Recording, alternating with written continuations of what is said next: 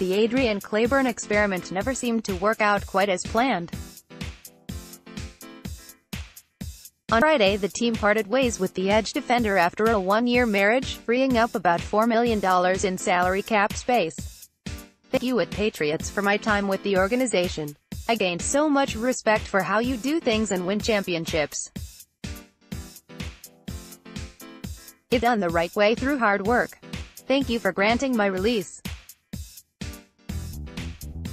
I'm ready for this next chapter." Adrian Clayborn, at a Jack Lay, March 15, 2019. Clayborn was signed as a sub-rusher, someone who was going to have an opportunity to pin his ears back and get after quarterbacks in obvious passing situations. And that's what he did. Almost 90% of his 410 snaps, 88.5, last season came as a pass rusher. There were bright spots. Against Green Bay in Week 9, he recorded a sack and 3 hurries, helping to frustrate Aaron Rodgers into bad decisions and wasted downs. He worked games efficiently with his teammates along the defensive line late in the season, particularly in the divisional round matchup with the Chargers, where he was in on a sack, recorded 2 hits and had 2 more pressures.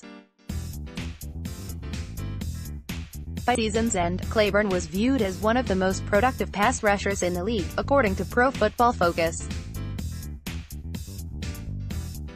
Coming off of the right side almost exclusively, he had 2 rushes off the left. He had 39 total pressures on 255 pass rush snaps. That gave him a PFF pass rush productivity mark of 11.7, which was 5th in football. Yet, Clayborn's adjustment to the scheme in New England was far from seamless.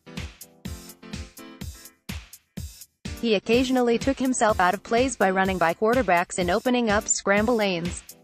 Still, the coaching staff appreciated his all-business approach and his diligence in trying to execute his role as they wanted.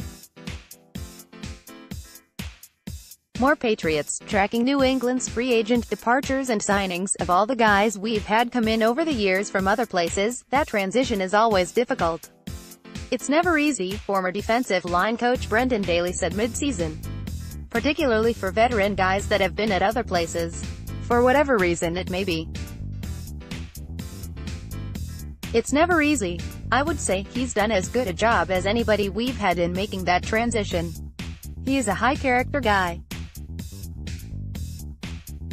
He's willing to do whatever it is he's asked to do. He jumps in. He asks great questions. He's been a lot of fun to have. Clayborn was set to make $3.5 million in base salary after signing a 2-year deal with the Patriots last offseason. His cap charge was scheduled to be almost $6 million. His release will up $2 million in dead cap to the team's overall cap picture, but the Patriots will save $3.94 million in cap space that can be spent elsewhere. For someone who was a healthy scratch in the last 2 weeks of the regular season as the Patriots turned things around to hit the postseason with some momentum, a $6 million cap hit seemed pricey. Clayborn ceded work to defensive end Derek Rivers, 1 sack, 2 hurries in 16 snaps in Week 17, and Ufomba Kamalu, 2 hurries in 21 snaps in Week 16 and 17, late in the regular season, but came back in the playoffs to play 92 snaps, including 26 in the Super Bowl. More Patriots, Tommy. Current's updated AFC Power Rankings with Clayborn no longer in the mix, that would seem to open up an opportunity for Rivers in a sub-rusher role. 81% of his snaps in 2018 came as a pass rusher. Rivers and Kamalu give the Patriots some value in the kicking game as well, something Clayborn didn't provide. With Trey Flowers also out of the rotation, the edge defenders on the Patriots roster as currently constituted include Michael Bennett, John Simon, Dietrich Wise, Keonta Davis, Rivers and Kamalu. Click here to download the new My Teams app by NBC Sports. Receive comprehensive coverage of your teams and stream the Celtics easily on your device.